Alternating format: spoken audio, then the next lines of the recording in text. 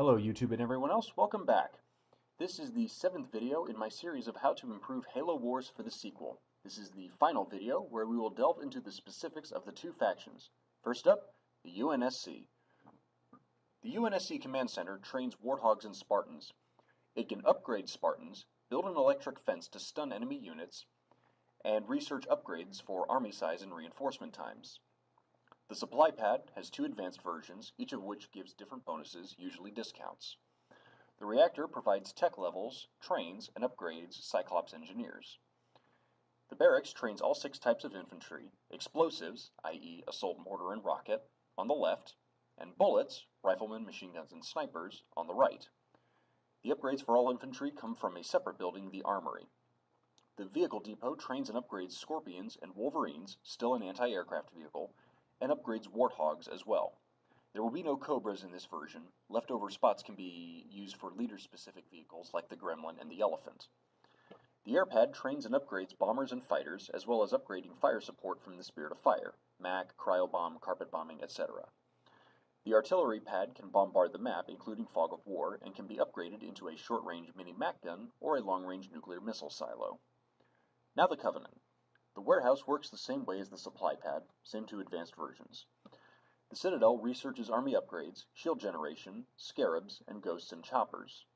The Temple researches tech levels and produces leaders and their special forces along with relevant upgrades. The Hall and the Sanctum function the same as UNSC barracks and armory, respectively. The infantry trained in the Hall are Grunts, led by elites or brutes, for rifle, Hunters, for assault, Jackals for sniper, plasma turrets as machine guns, fuel rod cannons for bazookas, plasma mortars for a mortar, and drones or skirmishers as a scout unit. The factory produces wraiths and revenants, which are anti-vehicle and anti-building. The summit produces Covenant fighters and bombers, along with engineers and upgrades for all three. This plasma turret acts as the artillery pad and can be upgraded into a long-range anti-aircraft turret or a shield-generating spire surrounded by short-range shade turrets. Covenant squads will be larger than UNSC squads while still costing the same in population. Hunters can be upgraded with a third hunter in the group, like we saw in Halo ODST, and both the Citadel and Spire can produce shields for the base. Turrets will stay the same for bases, and engineers can build cover for players who would like to turtle up. Bigger bases allow for large population caps, and in some game modes, capturing multiple bases will also increase population caps. Battle upgrades are in-game, logistical and training upgrades are between battles, and their costs are deducted from a player's treasury of points acquired through battle score.